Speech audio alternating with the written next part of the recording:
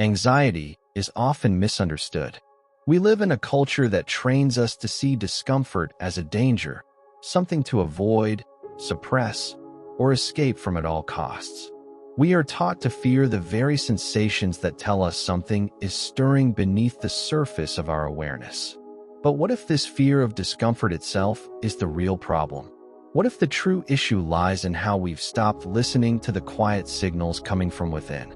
Carl Jung, a pioneer of depth psychology, saw anxiety not as a meaningless disturbance or a defect, but as a vital message from the unconscious.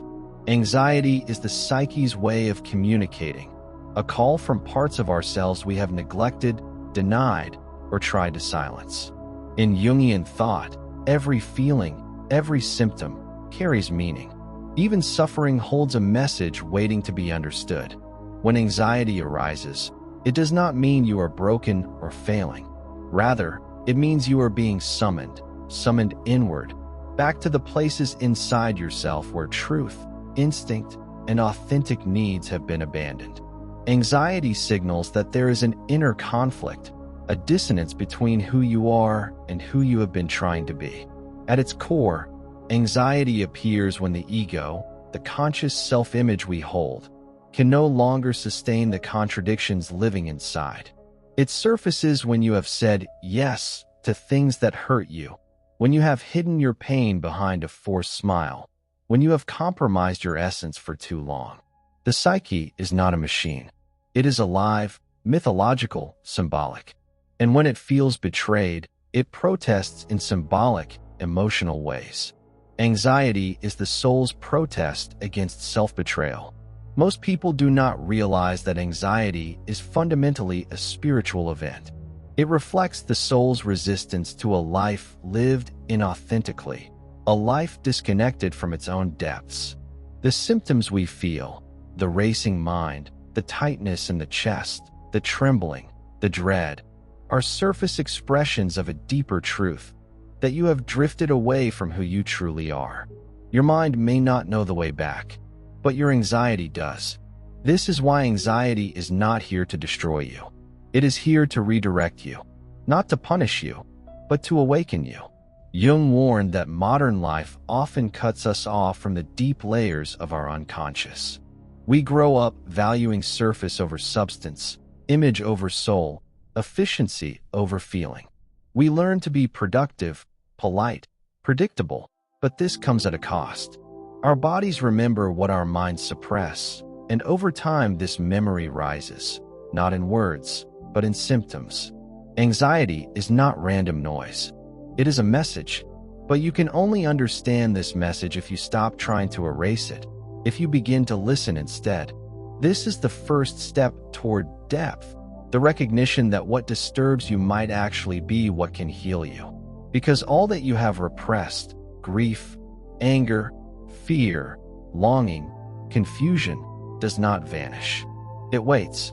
It sinks into the unconscious and quietly shapes your experience from the shadows. What you refuse to face inside, you will live out unconsciously.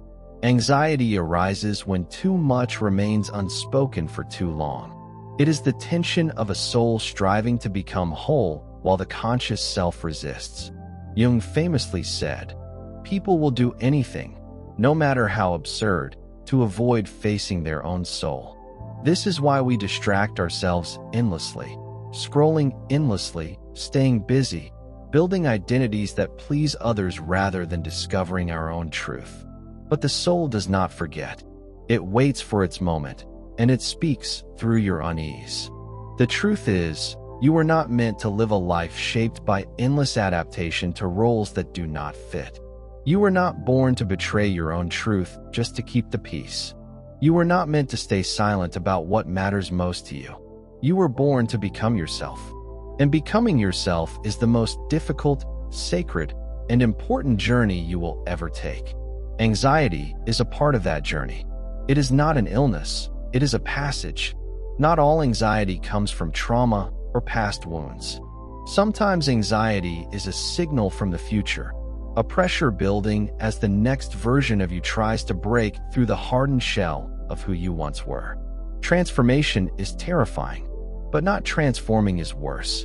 You may not be able to make the fear vanish, but you can walk through it. And if you walk through it consciously, you will not be destroyed by it. You will be remade.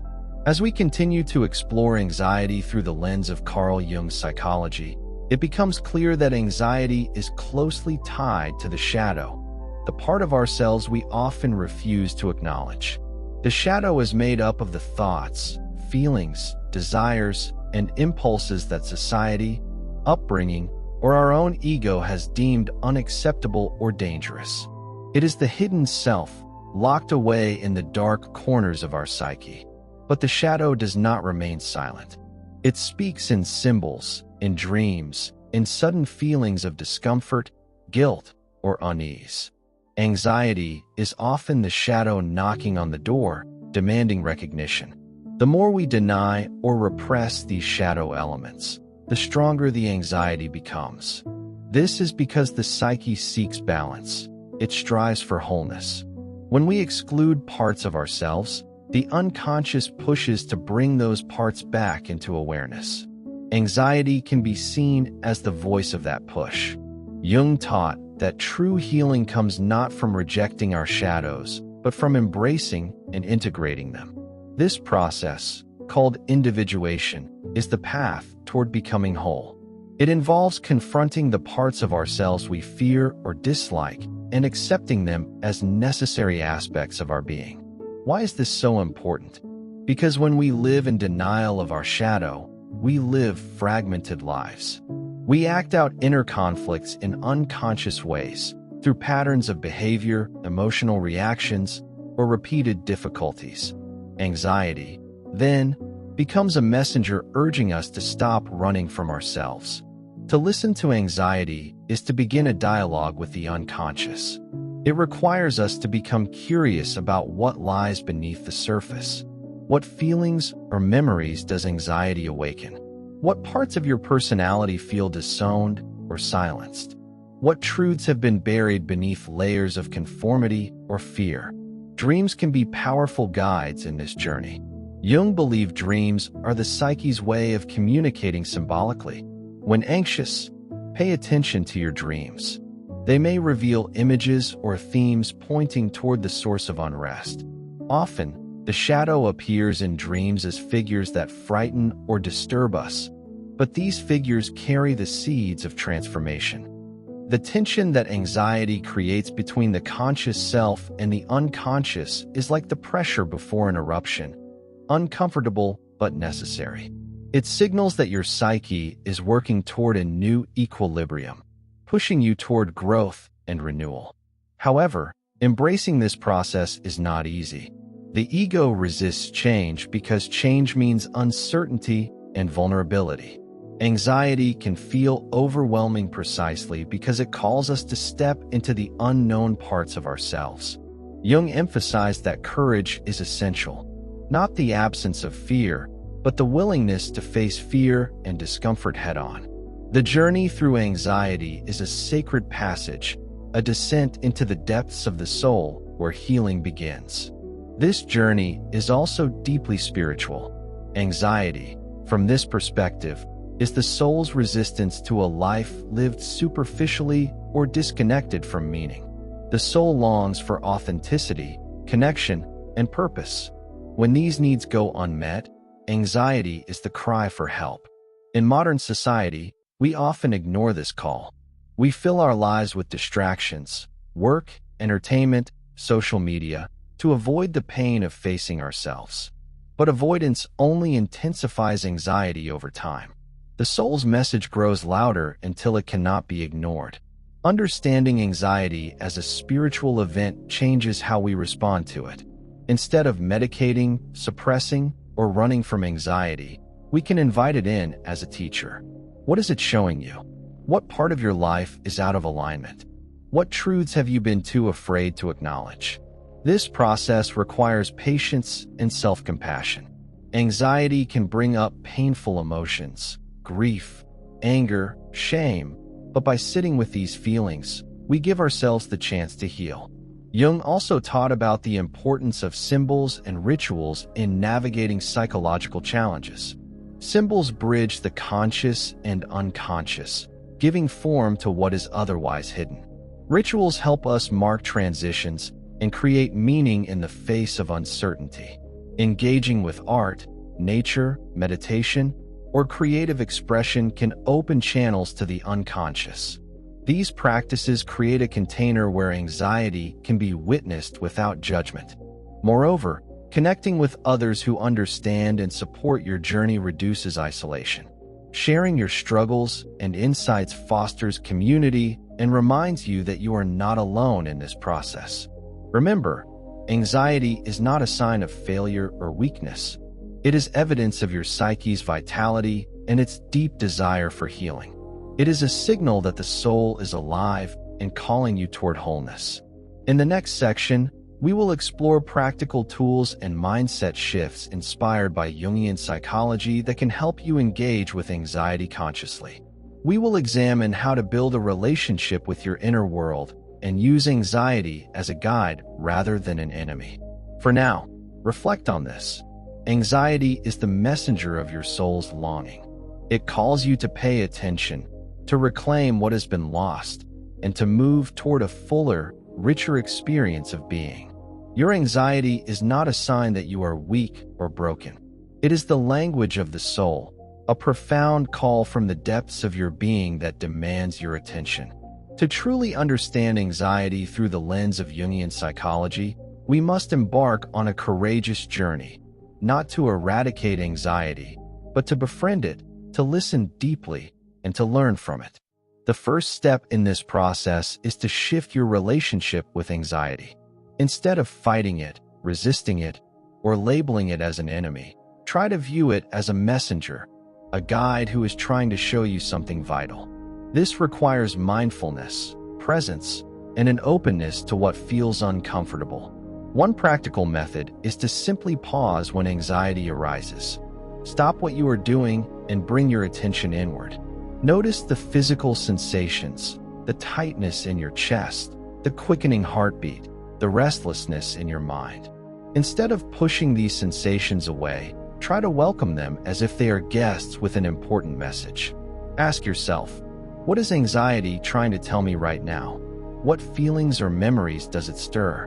What part of me feels unheard? Writing in a journal can help to externalize these reflections, creating space between you and the anxiety, which lessens its power. Jung believed in the power of dialogue with the unconscious. This can take many forms: active imagination, dream work, or creative expression. Active imagination, for example, is a technique where you consciously engage with the images, symbols, or emotions that arise from within. It's like having a conversation with your inner self. When anxiety brings certain images or feelings, instead of shutting them down, invite them to speak. Ask, who are you? Why are you here? What do you want me to understand? This dialogue can reveal insights about your hidden fears, unmet needs, or denied desires.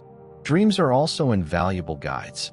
Keep a dream journal and look for recurring themes or symbols that emerge during anxious periods. Often, the unconscious uses metaphorical language to communicate difficult truths. Decoding these symbols with patience and curiosity can illuminate paths toward healing.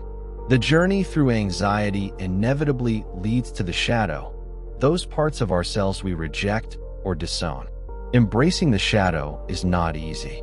It means acknowledging feelings like anger, jealousy, shame, or vulnerability that society often tells us to hide.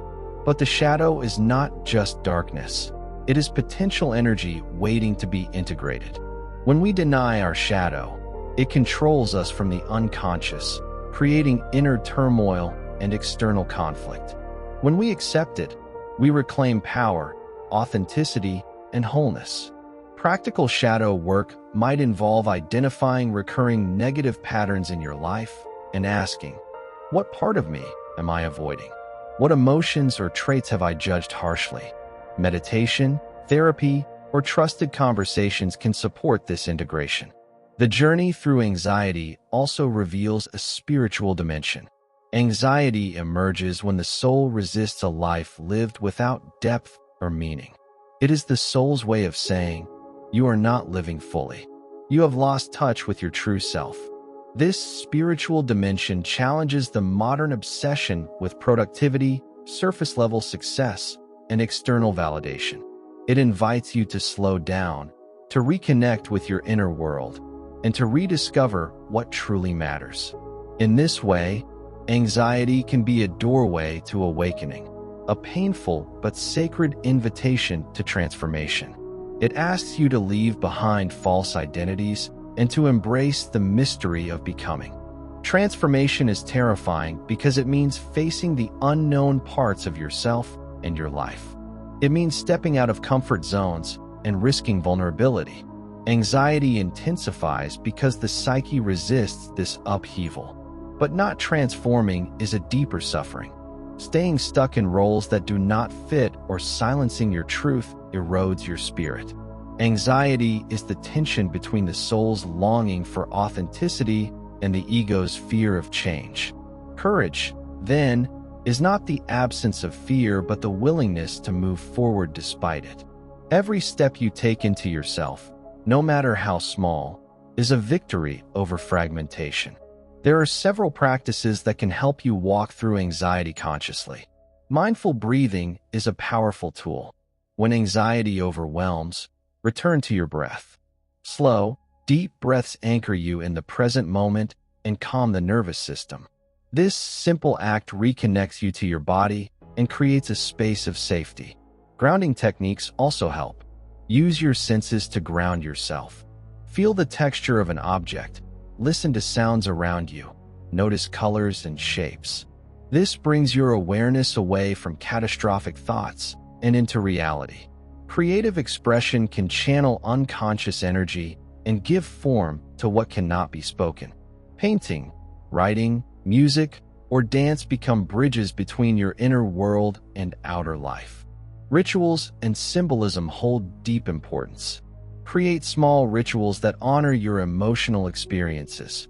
Lighting a candle, writing a letter to your anxiety, or planting a seed. Rituals help mark psychological transitions and foster meaning. Seek connection with others. Share your experience with trusted friends, support groups, or therapists familiar with Jungian ideas. Being seen and heard diminishes isolation and builds resilience. Above all, embrace uncertainty. Accept that some questions will remain unanswered for now. The soul's work is ongoing. Patience with the process is itself a form of healing. In closing, remember this: anxiety is not a curse or a flaw. It is a sacred signal that you are on the brink of growth. It is the soul's urgent message that something within you calls for recognition and change. You were never meant to live by erasing parts of yourself to fit a mold. You were born to become whole, to integrate light and shadow, strength and vulnerability, fear and courage. This path is not easy.